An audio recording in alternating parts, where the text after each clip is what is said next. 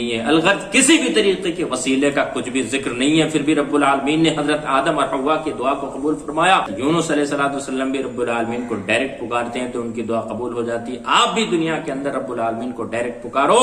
پھر یہ علماء حضرات کیسے کہہ سکتے ہیں کہ ڈائریکٹ اللہ کو کیسے پکار لو گے؟ چنانچہ ڈائریکٹ پکارنے کی بات تو اللہ قرآن میں فرما رہا ہے۔ آپ قرآن کی بات، اللہ کی بات مانو گے یا دنیا کی مولیوں کی بات مانو گے؟ اللہ کی بات ہرگز بالکل بھی جھوٹی نہیں ہو سکتی، بالکل بھی نہیں ہو سکتی۔ اور ان مولیوں کی بات 100% تو کیا 100% تو کیا 1000% جھوٹی بات ہو سکتی ہے۔ السلام علیکم ورحمۃ اللہ، اعوذ باللہ من الشیطان الرجیم، بسم اللہ الرحمن الرحیم۔ ناظرین کرام، وسیلے کے تعلق سے پارٹ 1 آپ لوگوں نے دیکھا اور سنا۔ پارٹ 2 وسیلے کے تعلق سے مزید اور باتیں آپ لوگوں کے سامنے میں رکھنا چاہتا ہوں۔ دیکھیے، جو حضرات وسیلہ چیختے ہیں، پکارتے ہیں، ڈائریکٹ اللہ سے کیسے مانگ لو گے؟ توسل اور وسیلے کے ذریعے سے جاؤ گے تو زیادہ تمہاری دعا قبول ہوں گی اور دعا کے قبول ہونے کے مکمل چانس ہیں۔ چنانچہ توسل سے ہی دعا کرنا، ڈائریکٹ اللہ کو نہیں پکارنا۔ چنانچہ اس طریقے کی باتیں جو بھی علماء اور مولوی حضرات بولتے ہیں، ایسے علماء سے ادباً گزارش ہے کہ دھیان سے سنیے، اور یہ میری بات نہیں ہے، قرآن کی بات ہے۔ قرآن میں رب العالمین فرماتا ہے۔ سب سے پہلے آپ دیکھیے سورۃ الاعراف آیت نمبر 23، آپ اٹھائیے سورۃ الاعراف آیت نمبر 23، رب العالمین کا کلام، اس میں تو کچھ اختلاف نہیں ہونا چاہیے۔ رب العالمین نے فرمایا، قال ربنا ظلمنا انفسنا وان لم تغفر لنا وترحمنا لنكونن من الخاسرین۔ یہ کس نے فرمایا تھا؟ یہ کس نے کہا تھا؟ الحمدللہ آپ سب کو معلوم ہوگا، حضرت آدم اور حوا سے جو غلطی ہو گئی، چنانچہ انہوں نے رب العالمین سے دعا فرمائی، چنانچہ اللہ رب العالمین نے ان کے توبہ کو قبول فرمایا یا نہیں فرمایا؟ سورۃ البقرہ میں اللہ رب العالمین نے فرمایا، فَتَلَقَّى آدَمُ مِن رَبِّهِ كَلِمَاتٍ فَتَابَ عَلَيْهِ إِنَّهُ هُوَ التَّوَّابُ الرَّحِيمُ۔ وہ اللہ تعالیٰ توبہ کو قبول کرنے والا، رحم و کرم کرنے والا، غفار ہے، غفور رحیم رب العالمین ہے۔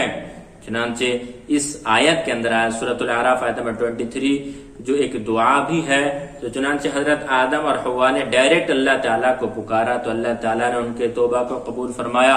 یہاں پہ کسی بھی نبی کے وسیلے کا تذکرہ ہے؟ بالکل بھی نہیں ہے۔ کسی بھی متقی، پرہیزگار، نیک، شہید، کسی کا بھی تذکرہ ہے؟ بالکل بھی نہیں ہے۔ کسی بھی فرشتے کا ذکر ہے؟ بالکل بھی نہیں ہے۔ الغرض کسی بھی طریقے کے وسیلے کا کچھ بھی ذکر نہیں ہے۔ پھر بھی رب العالمین نے حضرت آدم اور حوا کی دعا کو قبول فرمایا اور انہیں معاف فرما دیا۔ معلوم یہ ہو گیا کہ آپ بھی رب العالمین سے ڈائریکٹ پکار سکتے ہیں۔ اللہ رب العالمین نے قرآن میں دلیل نازل کر دی، قرآن میں دلیل اتار دی۔ آپ بھی اللہ تعالیٰ کو ڈائریکٹ پکارو، اللہ تعالیٰ آپ کی دعا کو بخوبی سنتا ہے اور آپ کی ہر فریاد کو، ہر مراد کو پوری کرنے پر مکمل قدرت اور طاقت رکھتا ہے۔ اسی طریقے سے اور آگے چلے، حضرت یونس علیہ الصلوۃ والسلام کا ذکر اللہ رب العالمین نے سورۃ الانبیاء کے اندر کیا۔ چنانچہ سورۃ الانبیاء آیت نمبر 87 کے اندر، فنادى في الظلمات لا الہ الا انت سبحانک انی کنت من الظالمین۔ یونس علیہ الصلوۃ والسلام نے مچھلی کے پیٹ سے رب العالمین کو پکارا۔ کس کو پکارا؟ رب کو پکارا۔ یہاں پہ کسی بھی توسل اور وسیلے کا ذکر ہے؟ بالکل بھی نہیں ہے۔ حضرت یونس علیہ الصلوۃ والسلام نے کسی بھی نبی یا کسی بھی رسول کے توسل سے اللہ کو پکارا؟ بالکل بھی نہیں۔ کسی بھی فرشتے کے توسل سے پکارا انہوں نے؟ بالکل بھی نہیں۔ چنانچہ دعائیہ کلمات جو قرآن کی آیت ہے سورۃ الانبیاء آیت نمبر 87، فنادى في الظلمات لا الہ الا انت سبحانک انی کنت من الظالمین۔ اللہ رب العالمین نے ان کی بھی دعا کو قبول فرمایا اور فرمایا کہ فاستجبنا لہ۔ العالمین نے قرآن میں بیان فرمایا۔ ناظرین آپ بھی اٹھائیے سورۃ الانبیاء اور جا کے آپ دیکھ سکتے ہیں آیت نمبر 87 اور 88۔ معلوم یہ ہو گیا، حضرت یونس علیہ الصلوۃ والسلام بھی رب العالمین کو ڈائریکٹ پکارتے ہیں تو ان کی دعا قبول ہو جاتی ہے۔ آپ بھی دنیا کے اندر رب العالمین کو ڈائریکٹ پکارو، آپ کی دعا انشاءاللہ اللہ چاہے تو قبول ہو سکتی ہے۔ اسی طرح سے سورۃ الانبیاء ہی کے اندر آیت نمبر 83 میں اللہ رب العالمین نے حضرت ایوب علیہ الصلوۃ والسلام کا ذکر فرمایا۔ حضرت ایوب علیہ الصلوۃ والسلام نے بھی اللہ رب العالمین کو ڈائریکٹ پکارا۔ کیسے پکارا؟ ڈائریکٹ پکارا اور کہا کہ انی مسنی الضر وانت ارحم الراحمین، کہ اللہ مجھے تکلیف پہنچی ہے، مجھے دکھ ہوا ہے، مجھے ہماری انہیں لاحق ہو گئی تھی، آپ کو معلوم ہے۔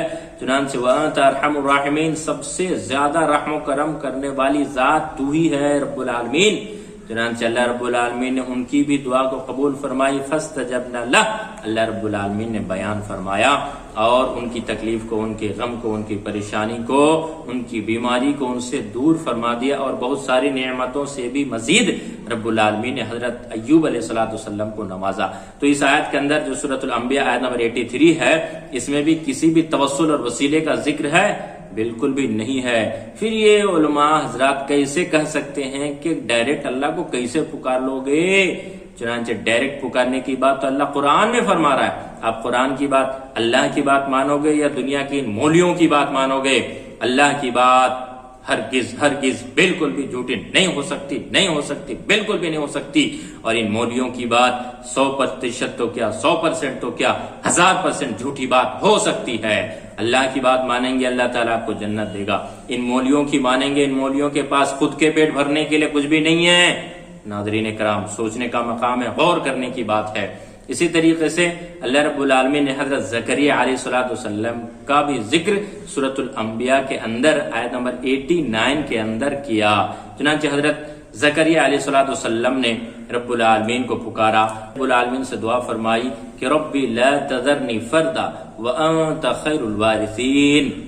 چنانچہ اللہ رب العالمین نے ان کی بھی دعا کو قبول فرمائی اور ایک بیٹا یا علیہ السلام کی شکل میں اور روپ میں اللہ رب العالمین نے انہیں اولاد عطا فرمایا، ان کی بھی دعا اللہ نے قبول فرمایا۔